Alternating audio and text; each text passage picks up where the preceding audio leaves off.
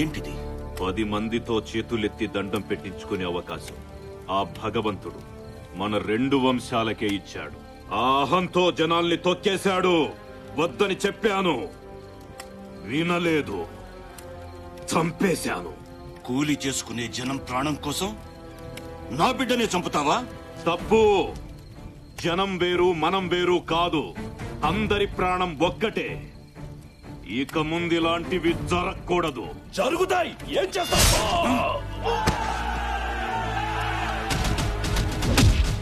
ఆ రోజు మొదలైన వైరంతో బంధుత్వాలతో కలకలలాడే 2 సంస్థానాలు బద్ధ శత్రువులయ్యాయి.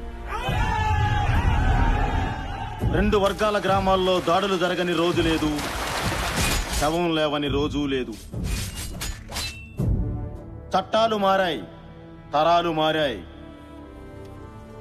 ఎన్ని మారినా అప్పటి వైరం మాత్రం కాష్టంలా కాలుతూనే ఉంది. 2 తరాల నుంచి ఈ అకృత్యాలను తన కళ్లతో చూసిన ఆ 2 వంశీకులకు సంబంధికుడైన రాజా రంగనాయకులు ఆ వంశాల మధ్య రాజీ ప్రయత్నం చెయ్యాలని సంకల్పించాడు.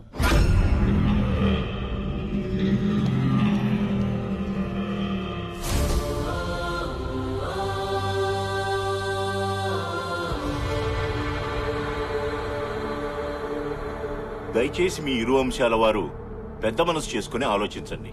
ఎప్పుడో మీ మధ్య మొదలైన పగ ఇంకా రగులుతూనే ఉంది. ఇప్పటికే వేలాది ప్రాణాలు పోతున్నాయి కూడా. చుట్టుపక్కల 40 గ్రామాల్లోకి ఆడపిల్లనివ్వడానికే భయపడుతున్నారు. ఏ ఒక్కరూ మనశ్శాంతిగా బ్రతకడం లేదు. అయితే ఆహా, మీ పగలు ప్రతీకారాలు తీర్చుకోండి, కానీ అది ప్రతిరోజూ కాదు. ప్రతి ఏటా నూర్పిళ్లయ్యాక సంక్రాంతికి వచ్చే పల్లాలమ్మ జాతర జరిగే ఆ 2 రోజులు మీవే. పోలీసులు రారు, కేసులుండవు. ఎవరింటి ముందు చితిమంట రగులుతుందో, ఎవరింటి ముందు భోగిమంట మండుతుందో ఆ 2 రోజుల్లోనే తేల్చుకోండి. గెలిచిన వాళ్ళదే సంవత్సరం పాట ఆధిక్యత. మళ్లీ జాతర వచ్చేదాకా ఒకరినొకరు కవ్వించుకోవడం, దాడులు చేసుకోవడం జరగకూడదు. జనం మనశ్శాంతిగా బతకడానికి ఇది మంచి మార్గమే ఎంపీ గారు. మాకు సమ్మతమే. ఏంటి నువ్వు రూల్స్ పెట్టేది, వాళ్ళు అంగీకరించేది? ఈ వంశాన్ని వేయడానికి 2 రోజులు చాలవా మనకి? మాకు సమ్మతమే. జాతరకి 2 రోజుల ముందు 2 వర్గాల వారు ఇదే చోట తాంబూలాలు మార్చుకోండి. సమ్మతం లేని వాళ్ళు రానక్కర్లేదు. రాలేదు అంటే ఎదుటి వాళ్ల ఆధిపత్యాన్ని ఒప్పుకున్నట్టే. మాటకు ప్రాణమిచ్చే మీ వంశాల మీద ఒట్టు. ఈ ఒప్పందాన్నెవరూ అతిక్రమించకూడదు.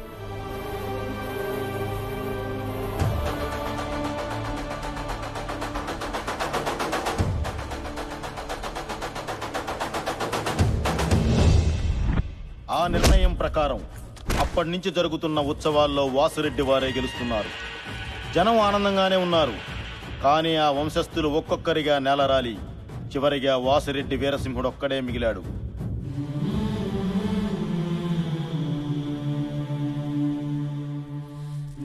తాంబూలానికి వస్తున్నాం పంతులు గారు. అయ్యా, ఓడిన శత్రువు బలాన్ని పెంచుకున్నాడు. మీరు అందరినీ పోగొట్టుకుని ఒంటరి వారయ్యారు. భగవంతుడు మీకు 3 ఆడపిల్లల్నిచ్చాడే తప్ప ఇంటి వారసునివ్వలేదు.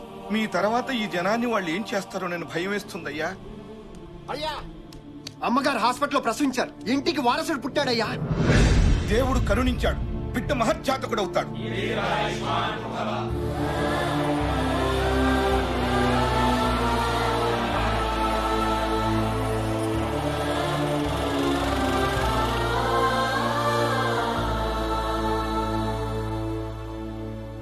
మావయ్య, బిడ్డెక్కడా? ప్రాణం లేకుండా పుట్టాడు.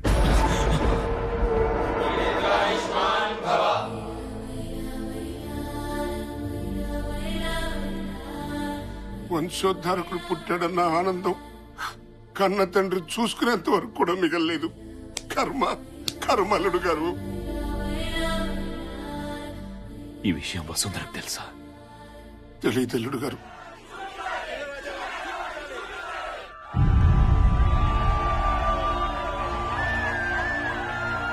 దేవుడిచ్చిన వారసుడు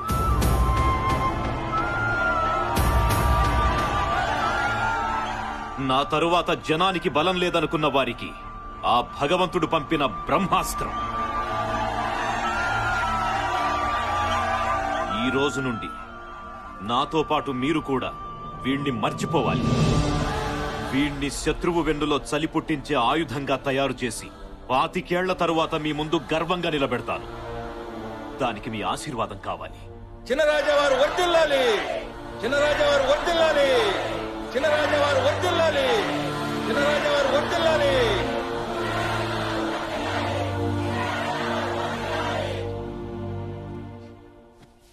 పూర్తి చేయండి మావయ్య. అలా చెప్పారేమిటి అల్లుడు గారు? ఏం చేయమంటారు మావయ్య?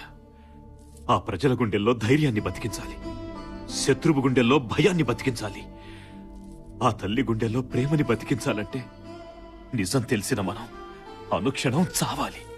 మరి వారసుడు ఎలా వస్తాడు? నా తరువాత జనాన్ని కాపాడడానికి నా బిడ్డ కాకపోయినా ఆ దేవుడు ఎవరో ఒకరిని పంపిస్తాడు. అప్పటి వరకు పోరాడుతూ ఉండడమే. పూర్తి చేయండి.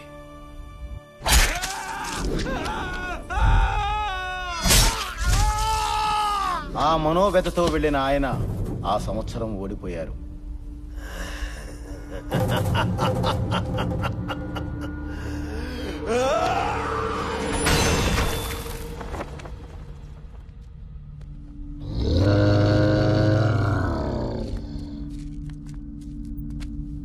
మా ఇంట్లో మనుషులు చస్తే పండగ చేసుకున్నారు, వాడింట్లో వారసుడు పుడితే పండగ చేసుకున్నారు కదా. ఈ రోజు నుంచి ఈ ప్రాంతంలో ఎవరు మగబిడ్డని కనడానికి వీల్లేదు. పుడితే మాకే పుట్టాలి. 25 ఏళ్ల తర్వాత మీరు ఎదురు చూస్తున్న వారసుడు వస్తే వాడి వెనక నిలబడడానికి, చెత్త ఎత్తేయడానికి దిక్కుండకూడదు. కాదు కూడదని ఎవరైనా మగబిడ్డని కంటే చంపేయడమే. ఇక ఈ జెండా దించేవాడు గాని ఇంకో జెండా ఎగిరేసేవాడు గాని రాడు, రాలేడు, రానివ్వను.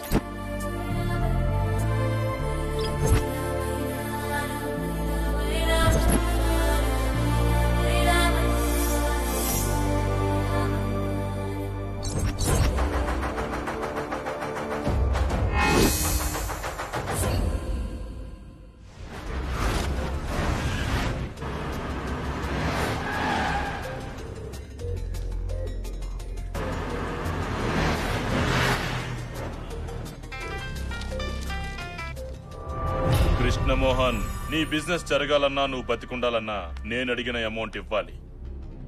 నా కెరీర్ లో ఫస్ట్ టైం 5 సార్లు ఫోన్ చేయించుకున్నాం. ఫస్ట్ టైం నేను నీకు 5 సార్లు ఆన్సర్ చేశాను. నీ డిమాండ్ కరెక్ట్ కాదు. ఇండస్ట్రీస్ట్ గా నేను ఎదగడం తప్పు కాదు. పెట్టే.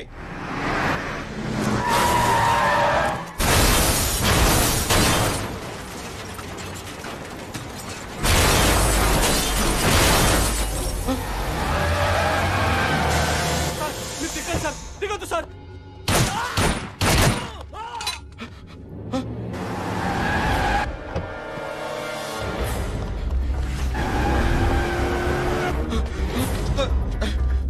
సార్ సార్ వాళ్ళు నన్ను చంపడానికి వస్తున్నారు సార్. నన్ను కాపాడండి sir. Please sir, please sir sir sir sir నన్ను కాపాడండి సార్. వాళ్ళు నన్ను చంపడానికి వస్తున్నారు సార్. చంపితే చావు, మధ్యలో మమ్మల్ని చావమంటావా? అది కాదు సార్. అర్థం కదా? Hello, yes.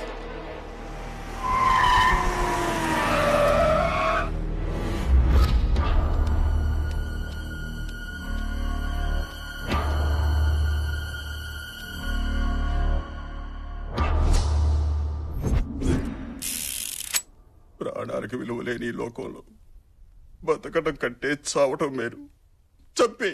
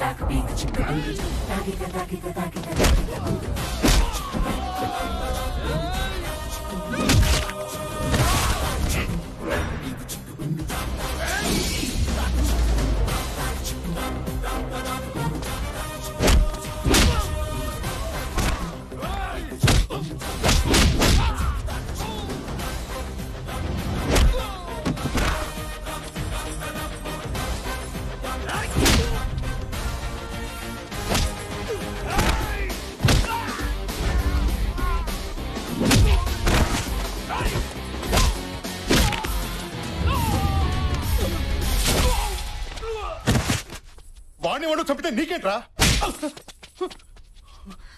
చంపడమా? చంపడం ఏంట్రా? అసలు ఆ పదం ఏంటి? తుడుచుకో అన్నా. బేసిక్ గా డబ్బు అనేది తినటానికి ఉండటానికి పనికి రావాలి, చావడానికి చంపుకోవడానికి కాదు. మాట్లాడుతున్నా వినరే? ఈడెక్కడా? హలో, పని అయిపోయింది, ఇరిగిపోయింది. వీడికి బాగా అర్థమైంది.